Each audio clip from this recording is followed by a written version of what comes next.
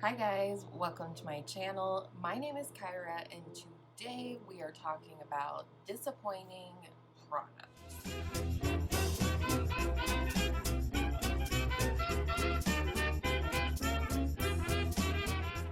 So the person that I have seen do this type of video the most is Kelly Gooch, and I will link some of her videos or if she has a playlist down below for you. But basically what this is talking about products that we were looking forward to, excited to use, excited to find at the store, what have you, and then they ended up being a complete and utter disappointment. So let's go ahead and get into it. So let's go ahead and start with some skincare. And skincare is always a big disappointment when it doesn't work out. And I have two sunscreens that I wanted to share with you. This is the Drunk Elephant Umbra Tint Physical Daily Defense Broad Spectrum Sunscreen SPF 30.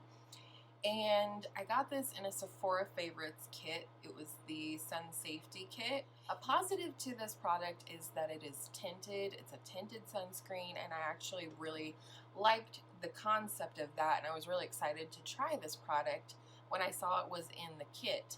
Several people, Jessica Braun, Emily Noel, really loved this product, but I just can't make this work for me. So this is what it looks like. It is tinted. I think this would work for anybody with a light to medium skin tone. It's a little bit yellowy, but overall the color is not an issue for me. The problem with this one is that I could not get this to absorb into my skin. Every time I tried to use this, I probably used it half a dozen times before I was like, this is just not worth it. Having to wash it off so that I could go ahead and put on something else and move on to my makeup. But it just wouldn't sink in. It just sat on top of my skin like it was Vaseline or something. I don't know. I'm not for sure. Emily did mention that she likes to blend hers in with a brush, and I did try that, but ultimately this is just obviously not the product for me, which is really unfortunate because, like I said, I'm very interested in a tinted sunscreen. So if you have a recommendation, especially if it's drugstore, I would love to hear that, because sometimes frequently I do a no makeup day and I just throw on, the rest of my face minus foundation, basically. That's not a no makeup day, is it? And then the second sunscreen, while I like the consistency, I could not get over the smell, and it is the Super Goop Super Screen Daily Moisturizer SPF 40 PA+++.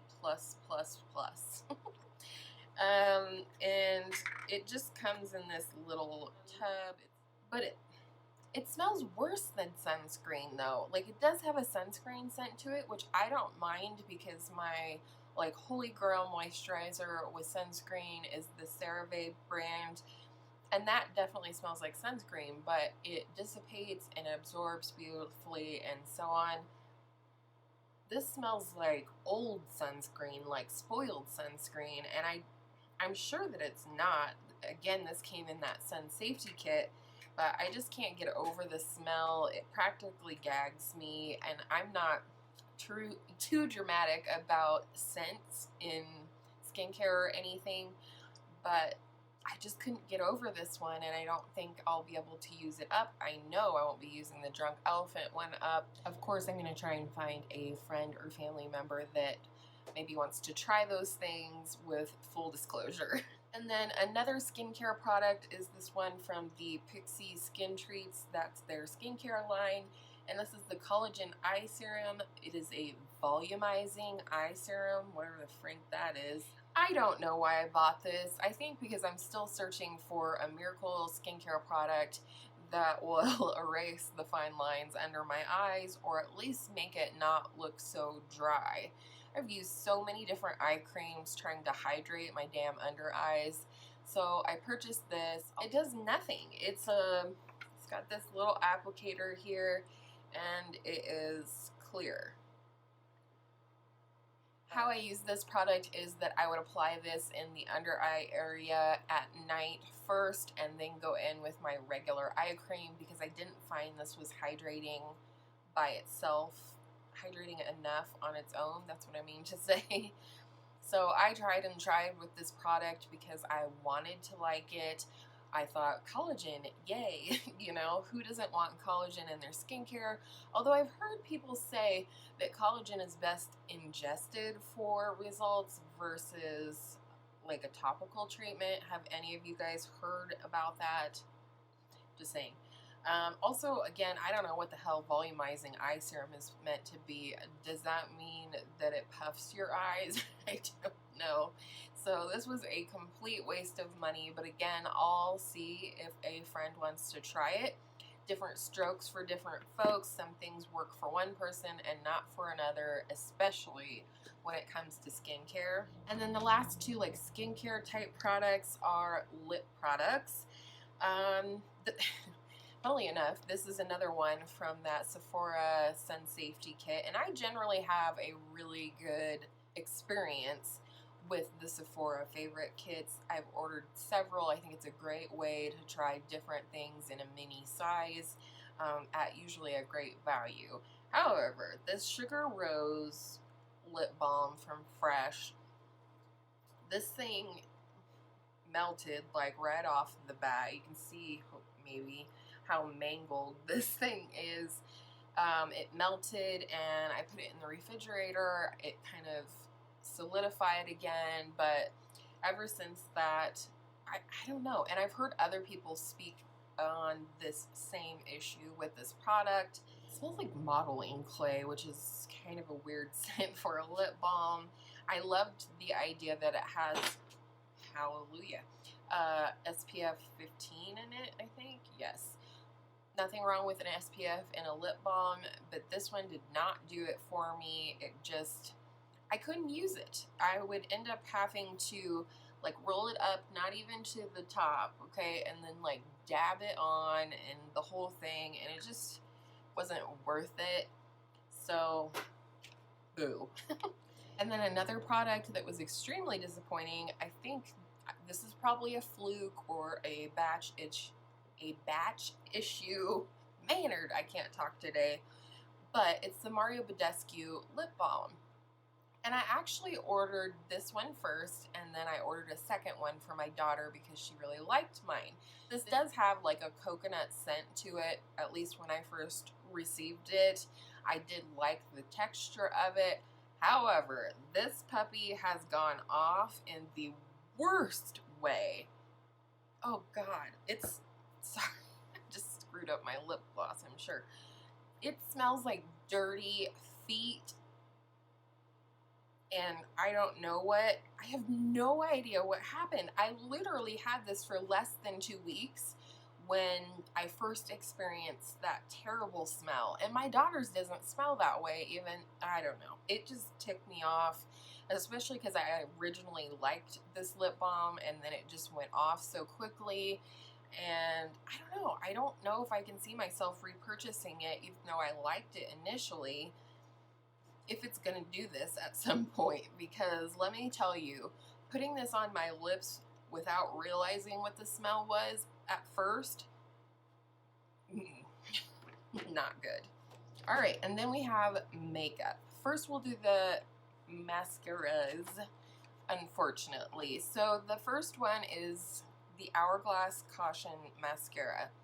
Full disclosure, this does not have a like natural bristle wand.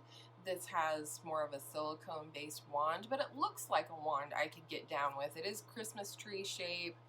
You know, the bristles are close enough together to prevent clumping, whatever, but I strongly disliked this product, and it was a bummer because I ended up getting 2 of them just thinking, oh, it's Hourglass, I'll automatically love that product, and so many people really loved this when it came out, and some people still call it their holy grail.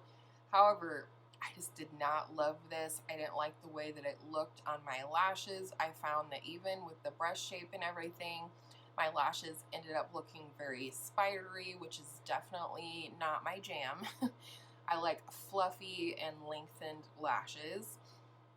And the other thing that I hated about this, or I strongly disliked, sorry Mom, I don't know if they call this a tubing mascara or if that's what they mean when they talk about a tubing mascara, but when I would remove this on the cotton pad that I use with eye makeup remover, instead of there just being like a black pigment on there, it was like thousands of little black chunks or flakes. And this is not waterproof or anything like that, because I have had my experience with that. So, and I did not like that. They would get all over my face, and sometimes if I'm taking off an eye look to do another eye look, I leave the face on. Spoiler alert. But yeah, so, and then I would end up getting the little flakes in my eyes, trying to get the rest of the eye makeup off, the rest of the mascara. So this was a huge fail for me, and if what I described is something you're against, you're welcome. And then this next one kind of did the same thing. This is the Maybelline Snapscara mascara in the shade Black Cherry. I originally bought this because I was missing my L'Oreal Voluminous Original Mascara in the shade Burgundy, but I thought, what the hell, I'm sure there's other burgundy mascaras. I'll try a different one for the sake of being able to give a review. And I don't know, the packaging is really cool, I'll say that. And you can, this is clear, so you can see through it that it's like a dark burgundy color. But number one, this didn't do anything in terms of actually showing the burgundy pigment. I mean, it just looked like black mascara. And the L'Oreal one, while it's not completely obvious, you can definitely tell that you're not wearing a black mascara, which is what I love about it. What a disappointment. And I will say, I like the brush and I like the formula. It builds up nicely on the lashes. I didn't think it looked spidery or anything like that, at least as long as I was using it. But this one also did the flaky thing on the cotton pad when I try to remove it. And again, I would end up with things in my eyes and just the whole thing. So this was another fail for me. I wish it had been more burgundy, and I wish that it wasn't that odd formula that flakes off when you try to remove it. And last is the, hopefully you guys are not sick of hearing about this, it is the I Heart Revolution Tasty Avocado Palette. I love this palette. Full disclosure, I will link videos that I did with this below. The performance on this palette is good in terms of application. I didn't have any trouble applying these shadows. It blended. It blended out like a dream. You know, the formula is very nice in terms of the metallics and even more chunky, like metallic-y finishes. They all applied to the eyes beautifully. However, for me and my non-oily eyelids, I don't have oily eyelids. I always use the Urban Decay Primer Potion with every palette that I use. This just faded on me. In less than 4 hours, you could not see the eye look anymore. The colors had faded. It looked like a muddy mess. There was no sheen to the shimmers anymore, and I don't know why. Like I said, I still like this palette. I will use it, but I'll use it knowing that.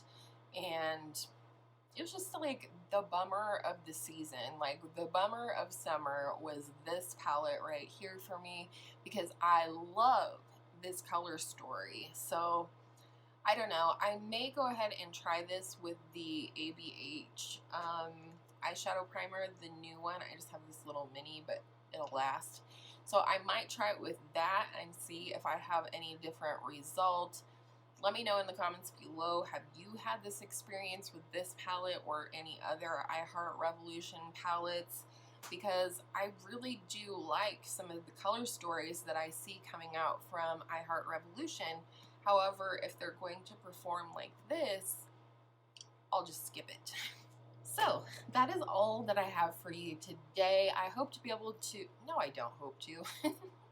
If I have the opportunity or the products to do more like this in the future, let me know if that's something you would like to see down in the comments. And also let me know what products are disappointing you lately. think it's always a bummer when we buy products and then they disappoint us. And thank you to Kelly for the inspiration on this video, and I hope all your makeup days are non-crappy makeup days, and I will see you in my next video soon.